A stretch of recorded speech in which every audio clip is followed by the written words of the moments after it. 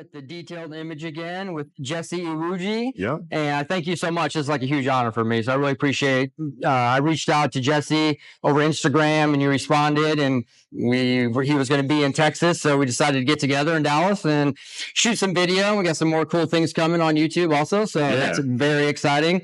So we're doing the 10 questions again, and I put some together, and as you see, our E-Ray and Z06 in the back. So I'm actually have some questions about his Z06 and out in California, even though this one's in Texas. So that's a really cool thing.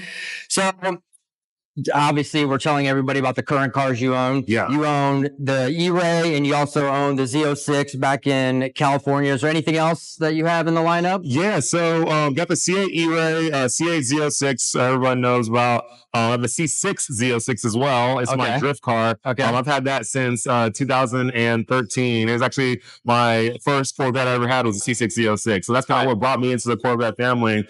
And then outside of that, I have a Skyline R34 GTR, so JDM, and then a Tahoe, and had a turbo truck, just sold it. It was a Silverado. But yeah, besides that, that's all I got right now. Had a C7 Z06 too as well before, just sold that to someone in Texas. Okay. It was 1,008 horsepower. So yeah, I think it was a monster. Yeah. But yeah, don't have that anymore. But yeah, that's my current lineup right now. Okay, that's awesome. Yeah, it's I know you and I, when I started watching you on YouTube, and the one thing that I kind of fell in love with you with is the passion you had for the Z06. Yeah. This is my first Corvette into the world, so I understand. And, you know, we'll get maybe a little bit more into about having the Corvette versus some of those other cars that you've been testing. And I saw the MC20 test that you did. And it's interesting. I have some comments about that, but we'll get into that in a little bit. Okay, so the Z06, how long have you had that for? And how did you acquire it? Did you get on a waiting list, or kind of tell the story behind that? Yeah, so C8 Z06, I felt like when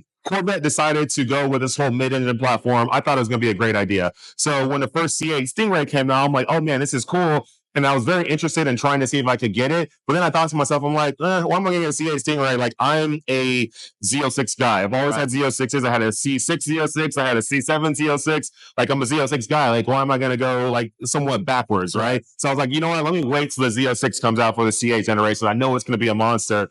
At that time, I had no clue what engine they were going to have in it, but I knew it was going to be a monster. They came out with a flat plane crank V8, 5.5 liters, 670 horsepower, 0 to 60 in 2.6, quarter mile in the mid-10s. When I heard all that information, I'm like, I have to get a C8 Z06. So fortunately for me, because I race professionally, I'm in NASCAR, I have some, I guess, back-end connections, on the Chevy side of things to get on a special list to be able to get the C8 Z06. So my C8 Z06 was VIN 34. So it was 34th one. Also, too, my E-Ray as well is VIN 34. So thank you, Chevrolet. Thank you, GM, for the opportunity to be on the list, to be able to get that and have my own VIN and all that. The reason why we got 34 is because that's my number in NASCAR. Right. So we just got VIN 34. I mean, I could have got VIN 5 if I wanted to, probably. That's awesome. That's how I got That's so cool that they gave it to you. No, it's it's like these Z06s. I kind of did the opposite because I've never had a Corvette, so I wanted to like put my foot in the water, and I got a 70th anniversary C8. Loved it. It was amazing. When the Z06 came out, I kind of wasn't sure, like, what's the big difference? Yeah. Right? Oh, yeah. There's a huge difference. So I went to see one, and I drove it, and I'm like, the wide body, everything, not even close. So, well, the other question, have you ever owned the Z06, another one, but you haven't, so that's cool. So you kind of stuck with it and stuck to your guns in terms of knowing what you wanted. And so that's I've actually had a total number of Z06s I've had is 5. 2 C6 Z06s, 2 C7 Z06s, and then 1 C8 Z06. Hey, which one has been your favorite? They all do amazing things. The C8 Z06 is my baby right now. But honestly, that C6 Z06, still to this day, I tell people, not like even to this day, the C6 Z06, pound for pound, best sports car ever made in history.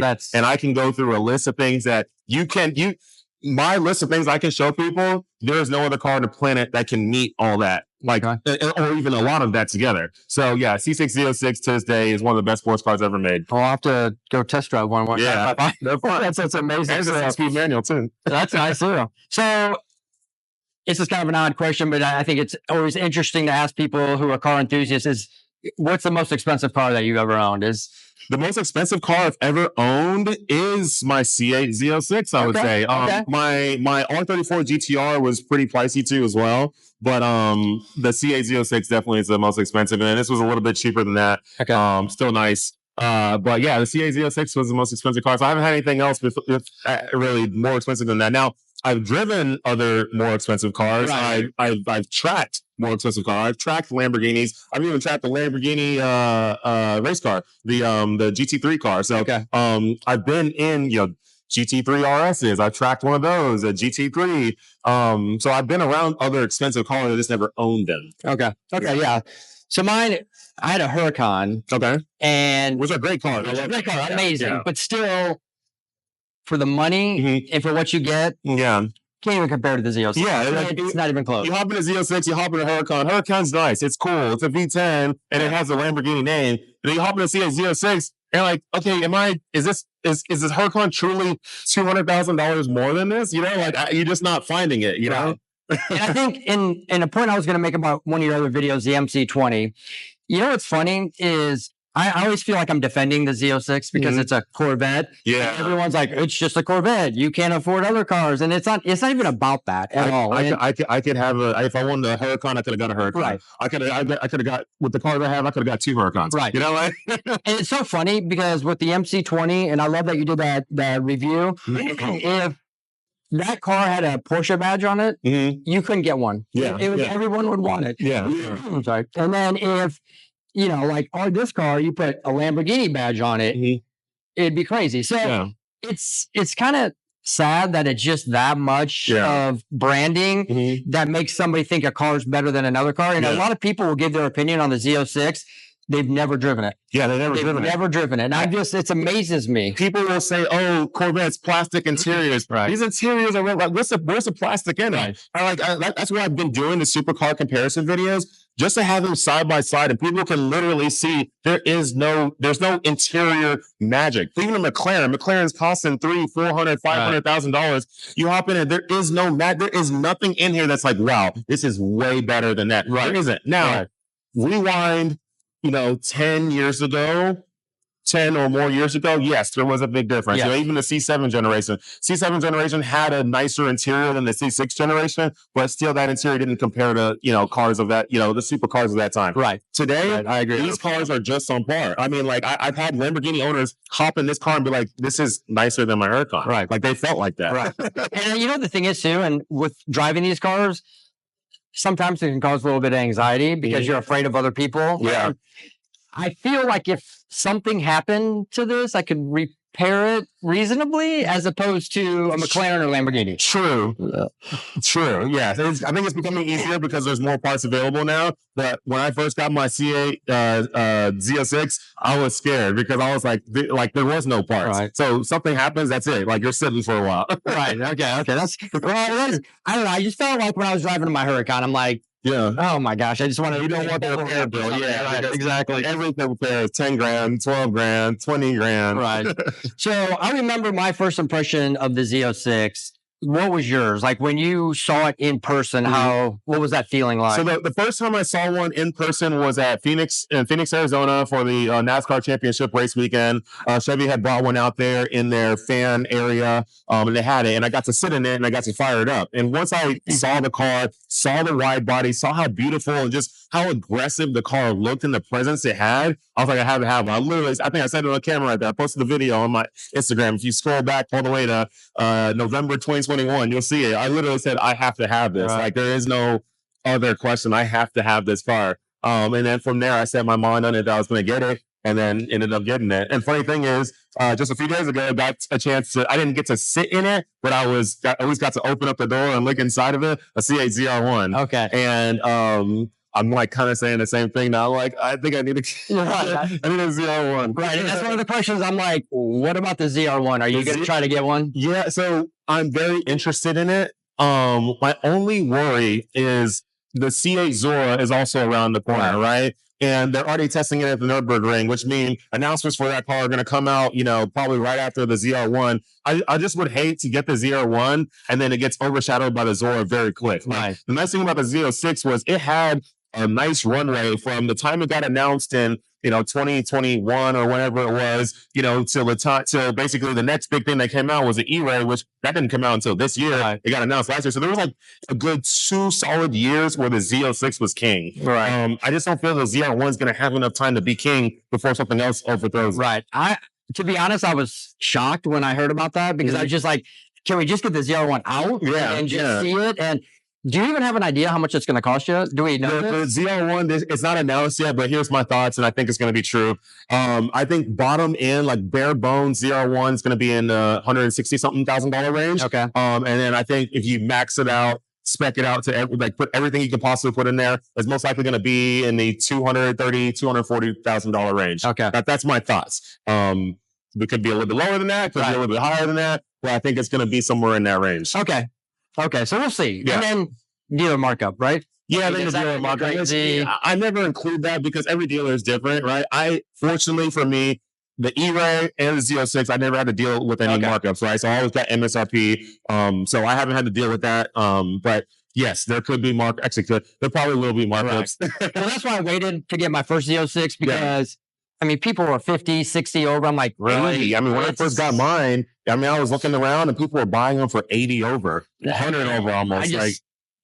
And now literally you can get them MSRP or even some below. Yeah. It's just, even though the car had the performance of an 80 grand over, kind of car, it had the performance for it, but still, you just never want to do that because you're so backwards on the end of it. Like you'll never make that money back anywhere near close. Never. It's a car. It's a depreciating asset. Maybe old Ferraris and stuff. But from the factory, when you got in the Z06, I know you've done a lot of aftermarket stuff to it. Is there anything you're like, I wish they would have done this just a little bit different? The one big thing I wish they would have done different with the Z06 and really all the C8, the whole C8 platform period, is just make it lighter. I think it's gotten too heavy. You go back to the C6 generation.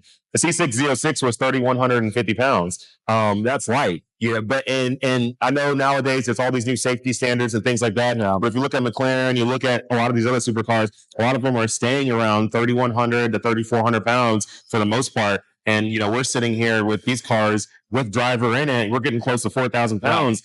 So it's a lot. I wish these cars need about 500-pound diet, get that out of it, and then we'd really see a lot. And then also too, I wish there was more downforce with the cars. I know with the Z07 package, you're producing just under 800 pounds of downforce at 186 miles per hour. I think the Z07 package, you should be producing like 1,200 pounds, 1,300 pounds. I think if we had that plus a little bit of lighter car, we'd be on top of the Nürburgring list. Yeah. That whole thing was odd, right? Yeah. So let's go to the Nürburgring thing real quick. So the Nürburgring, right, is a nice standard track for people to test, right? I know the Z06 has demolished a lot of cars on every other track, but on the Nürburgring, that guy who is a journalist ran the car. Now, everybody is taking that as gospel as, no, the Z06, that's all it can run is a 710. Right. I don't believe that's true. The guy who ran it is a skilled driver. He's a great driver, but he's not a pro manufacturer driver. Right. There's a level. There's a difference at one. This is why I know.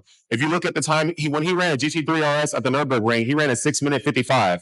The pro Porsche driver did a 6:44. He's 11 seconds off of that. So why are we taking this 710 as the end-all be-all? Right. Go throw Jim Moore or somebody else like a pro Chevy, like GM driver in there who knows the Nürburgring. It's not going to be a 710. It's going to be better. Also, if you shift it yourself, you can also get better times. Right. I know he says like somebody recommended, use the automatic mode. If you clearly see in the video multiple times where automatic mode was like upshifting, downshifting, and doing weird things, all that kills your time. Like that little bit, every little mistake on a shift will start off as a 1/10 of a second or 2/10 of a second type of loss, but then it amplifies as you go because you're coming out of a corner, you're accelerating, and you get these longer straights, these longer runs where you're just constantly losing time by the time you get to the next corner because of the mistake you made at that corner. So all these different things calculate together to where I believe the C8 Z06 with the right pro manufacturer Nürburgring driver in it should go probably, I would say, mid 650s. I would say like a 655. It's just another thing. I feel like everyone is always finding or trying to find something to discredit the Z06 when it is an amazing car. Yeah. And then when that came out, I was like, okay, here we go again. Yeah, here we go again. Yeah. Go again. But although every other track is beating everything else. Right. Besides the GT3RS, of course. But like all the GT3s out there and everything else, it's beating all of them. So it's like, it's, yeah. Okay, well, I'm glad you can clear that up for us a little bit. You know a lot more about it than a lot of people. So, you know, I appreciate you clearing that up for us. So, for some reason, this next question, a lot of people like this 500-mile break-in is like this most exciting thing of their life when they break in their Corvette. So, how long did it take you to break in? Because didn't you drive it from North Carolina to Texas? Yeah, so both the E-Ray and the Z06, I drove from North Carolina to Texas. And so in my first 24 hours, I had, 1,200 miles on the car. On the first 500 miles, I was just road cruising on the highway, varying my speeds here and there. That's the 500-mile point. Did a little bit of a wide open throttle pull here and there, but nothing crazy, just a little bit. But honestly, I didn't really start beating on the car as far as like pushing it harder until it got to 1,500 miles. Okay. That's when I started actually pushing it hard. Okay. Now, I'm not saying everyone has to wait to that. After 500 miles, you should be fine. But I had just heard some rumblings on, 500 is like kind of like the break-in number one, but real break-in to really push it is 1,500 miles. Right. So then that's why I had to wait to take those cars to 1,500 miles before I did it. And yeah, I Googled that and I was like, close to 1,500 already after just the trip. So I was like, it wasn't that hard. Yeah, because I Googled that and they were like 500, just to break it in, but then 1,500 before you take it on a track. Yeah, I was kind of going by that. Yeah. So I quickly got both these cars to 1,500 miles, and then from there I could be like, okay, cool. So then I took this to a drag strip, ran really well.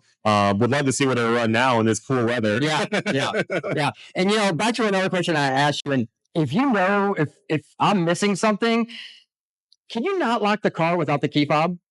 I don't know. I've never tried that. I have other cars that you just press something and it locks. Yeah. And I'm thinking to myself, am I missing the fact that I can't lock this car without the key fob? Can I get in it without the key fob? I cannot lock it without the key fob. Yeah, I'm not sure. So I don't know if there was a lock somewhere that I'm missing. I have this set at both the cars set at auto lock, so where I just walk away and it locks itself. It locks itself. Yeah, okay. I maybe that's the because I know a lot of other cars that I've had. I get out and I just kind of touch the door handle and it locks. And I'm like, they have the auto lock thing, which honestly, since this, I've only had C6, C7, C8s. Since the C6 has always been like that for me. So I've always been used to just keeping my key in the pocket. I get out, I close it, I walk away, and it locks itself. I guess I'm just so like, you're used mentally, I'm just used to doing so like my Skyline R34 GTR. I mean, it's old school. It's a 1999 car. So there's a key, and I stick the key in, I can lock it, or I can use my little thing and lock it, but I always got to lock, check it. Okay, it's good. And then okay, because I'm like, if he knows this and I don't, I'm like, you make sure it's set on your settings to do the auto lock. Okay, and it says it gives a certain time, like 5 seconds, 10 seconds, whatever it is. And that's all I do. And then I walk away within the first few seconds. I see those the mirrors closing, and then I know it's locking. Well, what's funny is you say that. I'm glad you brought that up because on my black car, it's a 3LZ, so the mirrors fold. This is a 1LZ, and they don't fold. I never know when it's locked or not. So okay. I know. So I didn't realize the little creature things that with the 1LZs. My C7 Z06 was a 3LZ. So I've only had three LZs. Okay. My C6 Z06, that was like a 1 or 2 LZ. I can't remember. I didn't buy a new, so I can't remember. Yeah, when I got this, I just wanted, like, as a second one, I just wanted it stripped down as much as possible. Yeah. Just because I didn't need all that stuff. Yeah. I just wanted to see. And I really haven't missed a lot. Yeah. Maybe the front camera, things like that. The lift. Yeah. I do miss that. I actually haven't had front lift on any of them. I didn't do front lift on this one or the Z06. Okay. Yeah. Well, on my other one, it does have it. So I was able to do the Paragon, like lowering springs for and stuff. But if without that, I would be scraping everywhere. This one's a little bit higher, so I don't scrape. Not much, but it just scares me a little bit. Yeah. So even on the scraping, like my C8 Z06 is lowered. I mean, it is, there's almost no gap between the tire and the wheel well. So it's lowered pretty good. And I scrape a little bit, but the scraping, like if you go look at where you're actually scraping, it's not a bad place. It's like, it's not. And I scrape. Like, I think it's just a mental thing for me. It sounds bad, but if you go under and you look, it's really not terrible. It's in a place that it's yeah, it's fine. It's like not a big deal. It's not your splitter. It's definitely not this that's scraping. It's like it's like the metal, it's like covering underneath it. It's still a plastic area, but it's like right kind of in this area. That's what's hitting. Okay. And so it's not as bad as you think. Because every time you think it's your splitter, and it's not. The splitter is clean as can be. I had a 2010 911 Turbo, and it had that the air dam on the front. Yeah. If you hit that's a break. So you're just so worried all the time that that's what's going to happen. So it freaks me out a little bit. Yeah. So, okay, well, that's a good segue into the modification. So I know you've done a lot of stuff to your Z06. Not a lot, but you've done stuff to your Z06. Yeah. Can you tell me just a few things that you've done? I know you did the air intake. Yes, I did the Venturi air intake. I did the Porter throttle bodies from Solar Performance. I did the Solar Performance throttle controller. I did the AWE catback exhaust. Okay. And then I did the Speedway Composites cross brace. My wheels are from Forged Light. And then what else? Oh, my front splitter. It's a partnership between me and another company, but it's our Z07R front splitter, bigger, wider, aggressive front splitter. And that is about it, I believe. Yeah. Okay. And then, some lowering springs, and that's it. Okay. Yeah. Did the exhaust, to me, I've done, so when I've had some of my other R8s and other cars, I've always had to do the exhaust. Yeah. Always. Yeah. This, I feel like, it's perfect, but can you tell? So stock exhaust is good. It is pretty much perfect. When you change exhaust to other companies, it's not that you're making it way louder. It gets a little bit louder, but then you just change the tone. Okay. Right? So then my tone on my car sounds different than your tone on your car. Okay. And it's not like a way big tone, but it's definitely noticeable. I noticed it. When I got in the car, I'm like, oh, this sounds just a little bit different. Right. So that's what you're doing. Each exhaust company, you're just changing the tone. If you want to just sound a little bit more different than all the other Z06s, that's when you just pick different exhaust companies. But you're not going to get some exhaust that's going to make it way loud. It's going to make it louder a little bit, but not like a whole lot louder. If you want more loud, you just need to get the high flow cats or just remove that. I definitely can tell that the MC20 video had a little bit different sound when it was going through. I definitely could tell on that. I think you did a really good job of explaining kind of the supercar, like why it is a supercar. And a lot of people mix up supercars with exotics. And if you could just give us a brief input on that, because I thought you did a great job of defining why it is a supercar, not an exotic, but there's a reason why. Exactly. Yeah. So when you're looking at supercars and sports cars, right? So let's start off with a car, right? A car is a car. All right. Then from there, you move to a sports car. A sports car is a sporty car, a car with sporty features, a car with sporty performance, a car with sporty handling. From sports car, the next step up is a supercar. A supercar is a sports car with super performance, right? So more than just your normal sporty performance, super performance, higher horsepower, way better handling, better, everything is just better, right? Then from there, you move to the exotic car. An exotic car is a supercar with exotic features, right? So now it's basically you start adding all of it up. It's a sporty car with super performance, but now you add the exotic features too as well. So the look of it's very exotic, right? You're just not going to see anything like that. It doesn't look similar to other things. Interior is going to be very exotic. Things are just not going to be in the right place. They're going to be all over. Everything's just different. It's very exotic, right? It's something that you just rarely see. And then also the rarity thing goes into it as well. Supercars don't always have to be rare. Exotic cars do have to be rare, right? So there is a rarity aspect to it. Then from there, you move into hypercar. A hypercar is now an exotic car with hyper performance. So now you take away the super performance and now you have hyper performance, and that's how that works. So if you think about it like that in that lens, that's how you can truly separate what cars are what. The C8 Z06, the C8 E-Ray, they're all supercars, right? I would say the C8 Stingray definitely has some supercar-like performance, but it's still a sports car, right? It doesn't. I wouldn't say it has super performance. It has very sporty performance, very, very good sporty performance, but it doesn't have super performance. The C8 Z06, the C8 E-Ray, that has super performance. Their performance is on a whole nother level. So that's how you can separate it. But unfortunately, these cars are not exotic because there is nothing exotic about them. Okay. So here's a good question. Based on your definition, is the ZR1 going to be a hypercar because of the horsepower? The ZR1 is still going to be a supercar with hyper performance. Okay. So hyper performance type features. So like it's hard. You can't call it a hypercar because it's not exotic, and it's not going to be extremely rare unless they decided to make only like 100 of them or something, or 500 of them. But they're not. They're going to make a decent amount of them. They're not going to go make 20,000 of them. But they're probably going to make, I don't know, a few thousand of them, which is still rare. But it's not like it's not hypercar rare. Hypercar rare, you're looking at 1,000 or less units a lot of times. Okay. So the Z01 will still be a supercar, but it will be like the top of the food chain supercar. Like it'll be at the top. It's clawing. It is beating hypercars, but it's still a supercar. Okay. Just like C6 Z06, C7 Z06s in their generations were still sports cars, but they were beating supercars. Then make them a supercar, but they're just beating supercars. They're always punching outside of their league.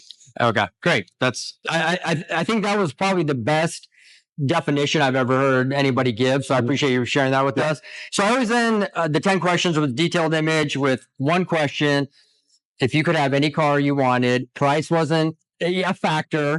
You could just have one car, old, new, whatever. What car would it be? Man, it's so tough that I have a huge list, but I'm just going to pick one, and it could change on another video. It could change. I could change to another one, but for this one right now, I would say a Ferrari F40.